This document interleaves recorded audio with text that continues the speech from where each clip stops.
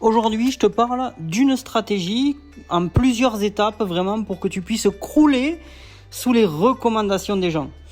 Alors, on va imaginer ça à travers, bien sûr, une histoire, d'accord ? Il y a vous et il y a Paul, ok ? On va commencer par vous. Écoute, Paul, est-ce que tu connaîtrais des gens qui seraient intéressés par mes produits ? Paul dit, non, je pense à personne, je vois pas trop qui. Mais bon, si je pense à quelqu'un, je t'appelle tout de suite, ok ? Et là, pas facile d'avoir des recommandations, on est d'accord ? Et est-ce que vous savez pourquoi ? Eh bien, c'est très probablement parce que vous n'avez pas posé les bonnes questions. Et c'est pourquoi, en fait, je vais vous proposer de découvrir une véritable stratégie en plusieurs étapes qui va vous permettre de demander de l'aide à vos amis et vos clients de façon à crouler sous les recommandations. Maintenant, il y a un petit rappel préalable. Ce ne sont pas tant les gens qui sont sur votre liste qui comptent. La réussite dans le marketing de réseau ne dépend pas uniquement de qui vous connaissez, mais également de qui ils connaissent, c'est-à-dire les gens qui sont sur votre liste. En d'autres termes, ce n'est pas qui vous connaissez, mais qui vous ne connaissez pas encore qui pourrait vous faire gagner beaucoup d'argent. Apprendre à creuser votre liste est une compétence cruciale que vous devez développer pour réussir dans le marketing de réseau. Et le meilleur moyen de creuser, c'est en demandant des recommandations. Alors, il y a un problème. Le problème, en fait, c'est que trop peu de personnes ont recours aux recommandations dans le marketing de réseau. Pourquoi ? Principalement pour une de ces deux raisons que je vais vous citer. La première, dans l'excitation du moment, on oublie. On dit au revoir à son prospect, à votre client, à votre ami, et zut, ça y est, c'est parti. On a oublié de demander des recommandations. Et deuxièmement, mais plus fréquemment, c'est parce qu'on a peur de gêner ses amis ou même ses clients. On a peur de leur demander un service parce que si c'était nous qui étions à leur place, eh bien, ça nous gênerait de donner des noms de nos amis, n'est-ce pas ?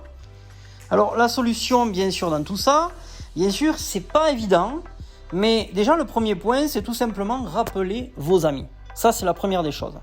Par contre, pour ce qui est de votre inconfort personnel, pour la gêne que vous ressentez en ayant l'impression de profiter des relations et contacts de vos amis, eh bien, je vous propose de passer en revue les 3 principales raisons qui génèrent votre inconfort et ou celui de vos amis et le remède pour y mettre fin. C'est ce dont on va parler. Alors, la première source d'inconfort, c'est que vous êtes gêné par rapport à vos produits ou à votre activité. Alors pour éviter cette gêne, vous allez tout simplement devoir soigneusement sélectionner les gens à qui vous allez demander des recommandations. Ne demandez pas qu'aux gens à qui vous avez de facto ou d'office le droit de demander. Non. Il est normal que si vous connaissez à peine la personne en face de vous, vous soyez gêné à l'idée de lui demander un service.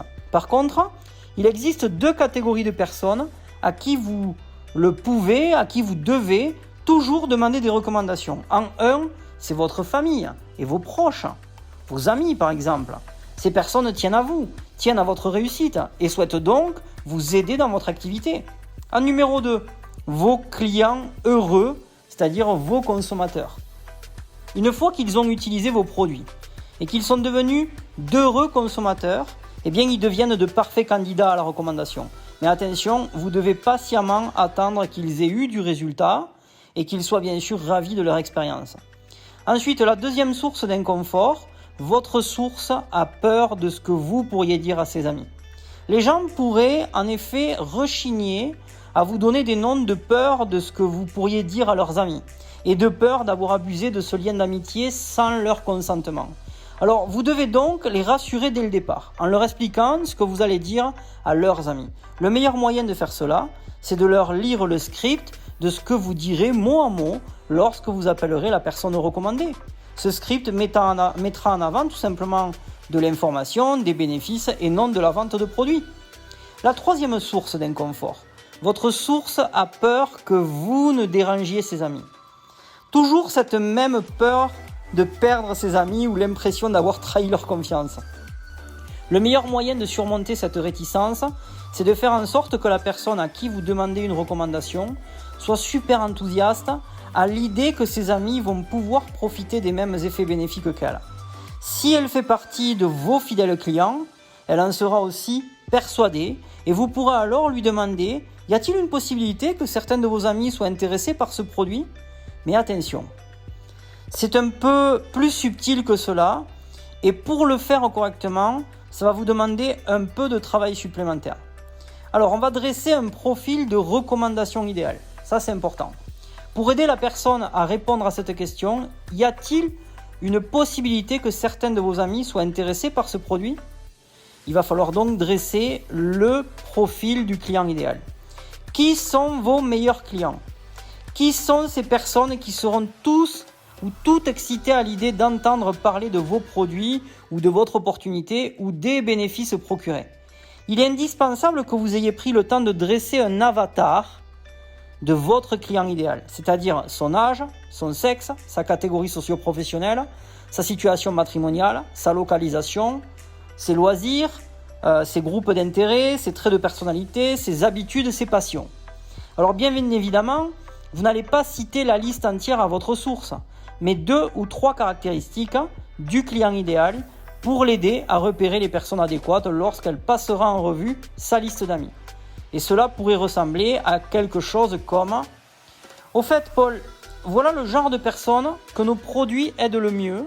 Ce sont des femmes entre 35 et 40 ans qui souhaitent perdre entre 3 et 5 kilos, qui n'aiment pas les salles de sport ou les salles de gym, qui n'aiment pas les régimes, qui aiment se faire plaisir avec des sucreries et des robes moulantes. Alors, je ne m'attends pas à ce que vous connaissiez une personne qui a toutes ces caractéristiques, mais si vous connaissez des gens qui en ont au moins 2 ou 3, eh bien je suis certain que ces personnes pourraient vraiment bénéficier de nos produits. Vous pensez à qui en premier? Maintenant, en fait, on va voir les 7 étapes de la stratégie pour crouler, bien sûr, sous les recommandations. Alors, bien maintenant que le couvert est mis, d'accord, nous allons pouvoir assembler tout ça et passer à table. La première étape, dresser la liste des personnes à qui vous allez d'office demander des recommandations. Bien sûr, réécoutez la vidéo pour voir tout simplement les 2 catégories citées dans la source d'inconfort numéro 1. Deuxième étape, préparez votre script et appelez cette liste pour prendre rendez-vous. Troisième étape, abordez le rendez-vous en expliquant votre objectif, obtenir 6 ou 7 recommandations. Quatrième étape, éduquez rapidement votre source de recommandations sur le produit ou l'opportunité, ce que c'est, pourquoi vous l'aimez, en quoi il est différent, les bénéfices, quelques histoires de réussite, comment vous développez l'activité par le bouche à oreille. Cinquième étape, expliquez à votre interlocuteur ce que vous allez précisément dire à ses amis lorsque vous les appellerez. D'accord? Donc vous devez lire le script que vous avez fait au préalable. Sixième étape, décrivez le profil type donc du consommateur idéal et demandez à votre source à qui elle pense en premier. Et si elle n'arrive pas à trouver suffisamment de noms, demandez-lui de faire défiler son répertoire téléphonique. Septième étape, pensez à toujours rappeler votre source pour la tenir informée de vos résultats auprès de ses recommandations. Et si ses amis sont ravis, n'hésitez pas à lui demander de nouveaux noms. Alors vous devez vraiment maîtriser ces 7 étapes et vous aurez vraiment acquis la compétence indispensable pour réussir dans le marketing de réseau, c'est-à-dire savoir creuser sa liste. Outre le fait que vous saurez aussi créer une liste perpétuelle et que vous ne serez plus jamais en manque de prospects, outre le fait que vous aurez trouvé le meilleur moyen de développer une base de consommateurs par le biais du bouche à oreille, outre le fait que, allez, je m'arrête là, mais je crois définitivement que si vous ne deviez maîtriser qu'une seule compétence, eh bien, ça serait celle de savoir demander des recommandations. Je vous assure que c'est ça qui fonctionne, la recommandation. J'espère que vous êtes d'accord avec ça. Bien sûr, n'hésitez pas à me le faire savoir dans les commentaires de cette vidéo. Ok ? N'oubliez pas, restez simple et vivez en abondance. Et on se voit bien sûr durant une prochaine vidéo. Ciao, ciao.